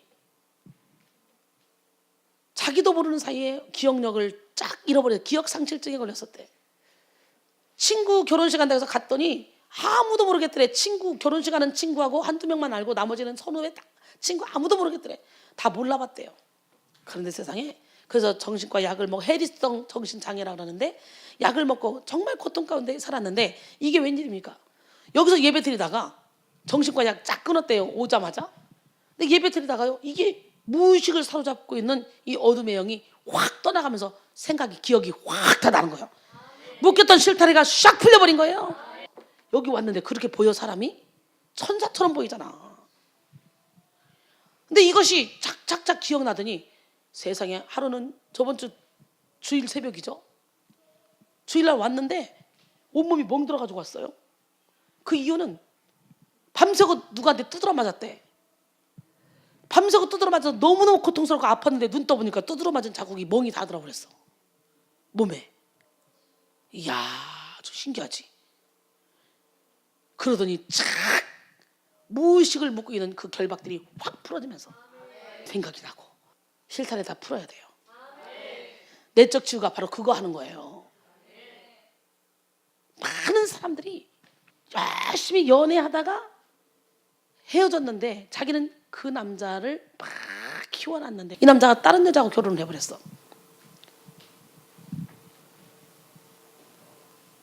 자기는 난 이제 혼자 살래. 그 상처 때문에 혼자 살래. 그러고 혼자 사는데 용서했다고 다 생각했어. 저를 통해 은혜를 받다 보니까 갑자기 야 이 새끼야 우리를 버럭버럭 치면서 난리가 난 거예요. 자기는 몰랐던 거예요. 무의식을 사로잡고 있는 이 어둠의 영을. 많은 사람들이 이렇게 무의식을 사로잡고 있는 어둠의 영에 이끌려서 인생을 이상하게 살아갑니다. 고립되어 살아갑니다. 나는 이런 사람들 많이 봤어요. 특히 연애하다가 헤어졌을 때 난 다시는 결혼 안 하리라. 그리고 뭐 이혼하고 막 상처받고 막 이런 사람들이 자기는 다 용서했다고 생각했는데 저를 통해 은혜를 받다 보면 이 안에 내면에서 무의식을 사로잡고 있는 어둠의 영들이 팍 표출되면서 분노로 나가더라고. 그런데 문제는 이 분노가 어떻게 되냐? 팍 분노로 표출돼서 나가는데 전혀 본인은 몰랐었다는 거예요. 그런 문제가 자기한테 있었는지. 그런데요, 그런 사람들의 대체적인 병이 있어요. 여러 가지 질병이 있고 성격이 왜곡돼 있고 사람들과 인간관계를 못하고 그런 거 이제 간증 하나씩 풀어가지고 예를 들어서 간증을 해야 되겠어요. 참 많습니다. 저를 통해 그게 다 풀어지고 여러분은 무의식을 먹고 있는 실타래를 다 풀어내시고 7년의 자유 가운데 거하기를 소원합니다. 알코올 중독 아버지 밑에서 성장한 크리스찬 심리학자 샌드라 윌슨은 그의 박사학위 논문에서 복음주의적 신앙을 따르는 크리스찬 중 많은 사람이 성인아이의 모습을 하고 있다. 그들은 일반 성인에 비해서 더 우울하고 지나친 죄책감을 보이며 불안하고 인정받기를 구하며 타인을 신뢰하지 못하는 것 같다라고 보고하고 있습니다. 영적인 생활에 있어서도 성인 아이들은 왜곡된 하나님상을 지니고 있으며 자신과 타인을 용서하는 데 어려움을 겪는 것으로 나타나고 있습니다. 이런 성인 아이의 모습은 정도의 차이는 있을지라도 많은 사람에게 나타나는 모습이에요. 아직도 아물지 않은 마음의 상처는 건강하고 행복하게 살려는 우리의 노력을 방해하기 때문에 이런 성인 아이의 모습을 우리는 주님의 은혜 안에서 반드시 치료받아야 돼요. 그것이 내적 치유예요. 여러분, 어린 시절에 받은 상처는 성이 되어서도 쉽게 아물지 않습니다. 과거의 상처는 피가 멎고 딱지가 앉았지만 아직도 완전히 아물지 않은 것과 같아요. 때때로 앉았던 딱지가 떨어져 나가면 아물지 않은 채 남아있던 상처에서 다시 피가 흐르죠. 이처럼 어린 시절의 상처는 다 아문 것 같은데 여전히 속에서 피가 흐르는 아픔으로 남아 있습니다. 많은 사람이 이렇게 아물지 않은 감정의 상처를 가지고 살아갑니다. 그 기억 속에는 여전히 상처가 남아 있습니다. 과거에 받은 영향은 실제로 나이가 들면서 증가됩니다. 나이가 들수록 자주 기억하기 때문이죠. 그래서 현재 우리가 느끼는 기쁨, 분노, 슬픔, 만족 등의 감정은 그것을 불러일으킨 직접적인 사건보다는 우리가 그 사건을 어떻게 기억하느냐에 의해서 좌우됩니다. 헨리 나우에는 이렇게 말했어요. 후회는 쓰라린 추억이며 죄책감은 절망적인 추억이고 감사는 즐거움으로 가득 찬 추억이다. 과거의 경험을 어떻게 삶에 융화시키는가에 따라서 우리의 감정은 깊은 영향을 받는다. 사실상 우리는 추억과 함께 현재의 세계를 알고 깨닫는다.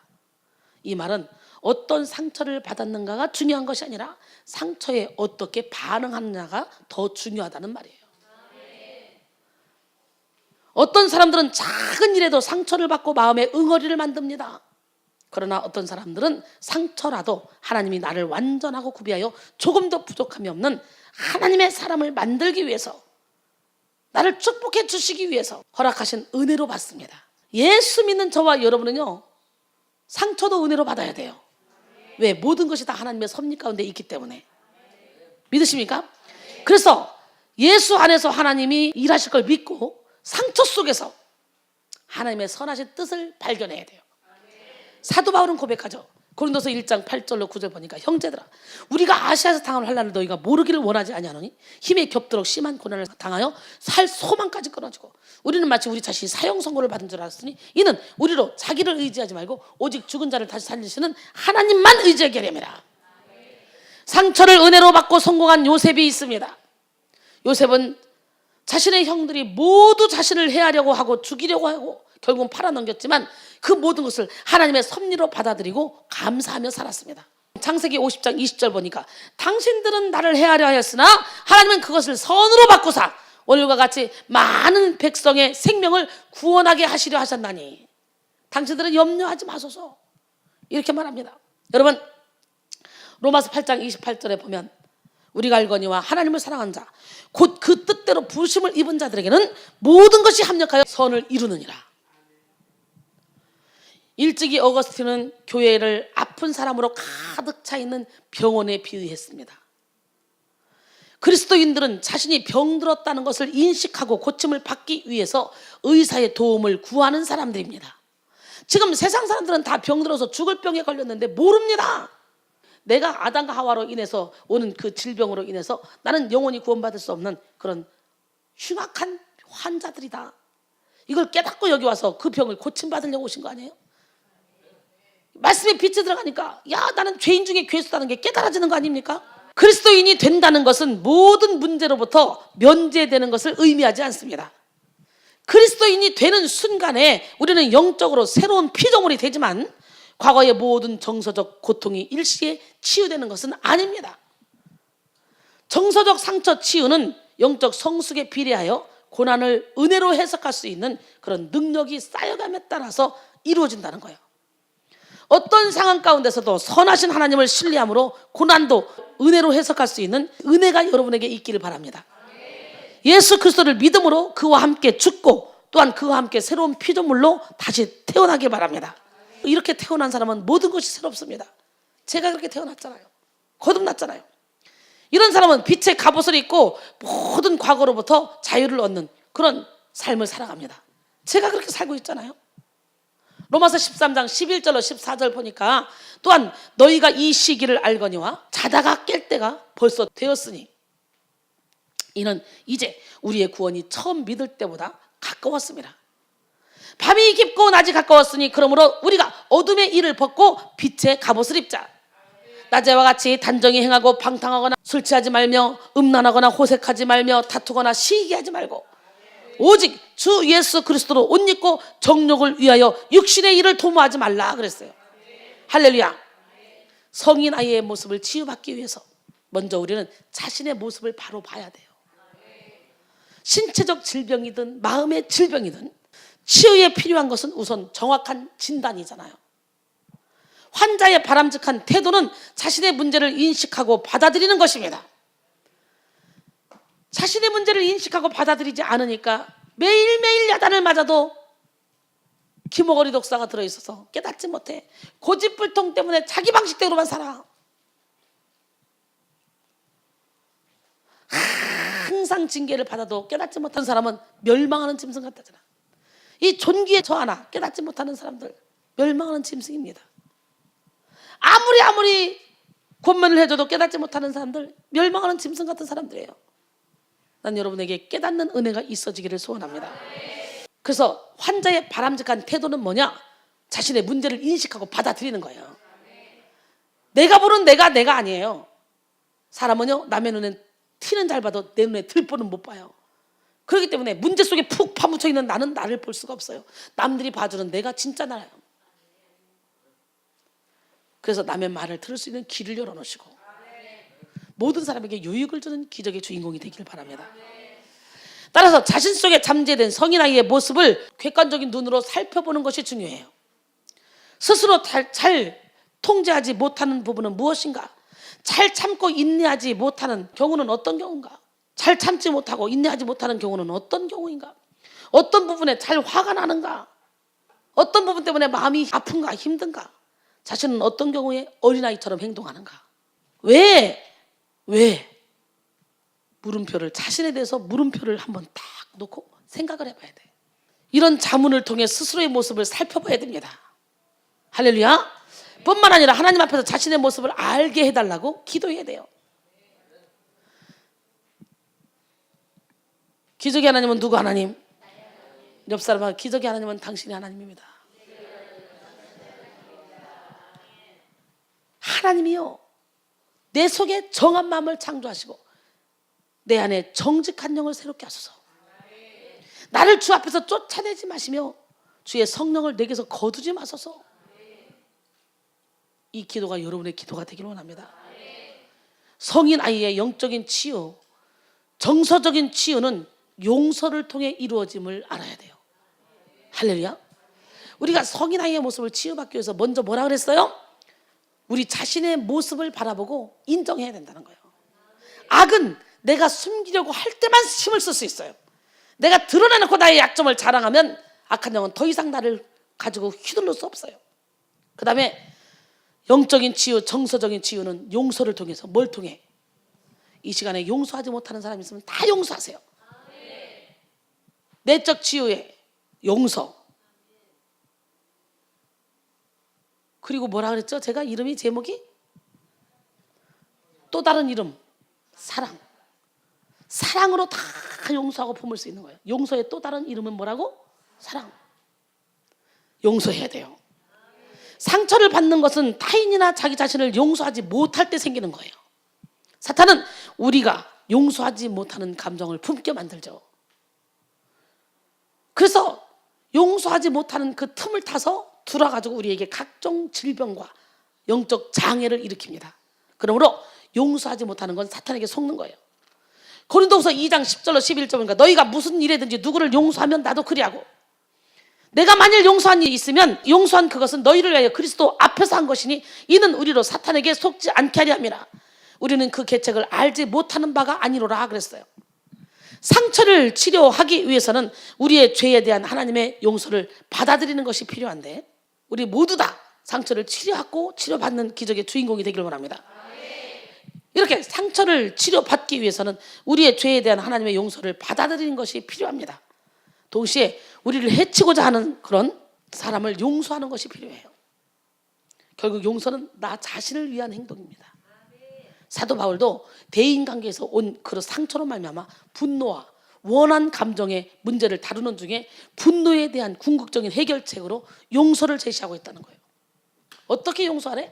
에베소 4장 32절에 보니까 서로 친절하게 하며 불쌍히 여기며 서로 용서하기를 하나님이 그리스도 안에서 너희를 용서하신 것 같이 하라. 하나님은 어떻게 용서했어? 자기 독생자 아들을 내어 주기까지 용서했어요. 내어 주어서 십자가에 못 박혀 죽기까지. 골로새 3장 13절로 14절 누가 누구에게 불만이 있거든 서로 용납하여 피차 용서하되 주께서 너희를 용서하신 것 같이 너희도 그리하고 이 모든 것 위에 사랑을 더하라. 이는 온전하게 매는 띠니라 그랬어요. 주님이 우리를 어떻게 용서했어? 당신을 십자가에 못 박혀 죽기까지. 요셉은 형들의 모든 과거를 용서하고 하나님의 선하신 섭리, 절대적인 섭리를 받아들였습니다.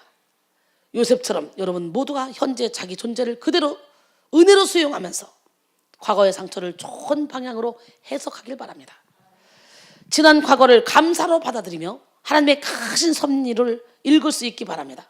그래서 여러분 안에 있는 성인 아이를 그리스도의 장성한 분량으로 이 시간에 성숙시키기 바랍니다. 왜냐하면 주께는 하루가 1000년 같고 1000년이 하루 같기 때문에 지금도 여러분이 맘만 먹으면 바로 성숙시킬 수 있어요. 그리스도의 마음을 품고 성령의 능력으로 날마다 새롭게 변화시키면서 하나님의 걸작품으로 거듭나는 그런 우리 모두가 되기를 바랍니다. 야고보서 1장 2절로 4절까지 보니까 형제들아 너희가 여러 가지 시험을 당하거든 온전히 기쁘게 여기라. 이는 너희 믿음의 시련이 인내를 만들어내는 줄 너희가 알미라. 인내를 온전히 이루라. 이는 온전하고 구비하여 조금 더 부족함이 없게 하려 함이라. 아멘. 그리고 뭐라고 말합니까? 12절에 보니까 우리 하나님 말씀하십니다. 시련을 참는 자는 복이 있나니 이는 시련을 견뎌낸 자가 주께서 자기를 사랑하는 자들에게 약속하신 생명의 면류관을 얻을 것이기 때문이라. 아멘.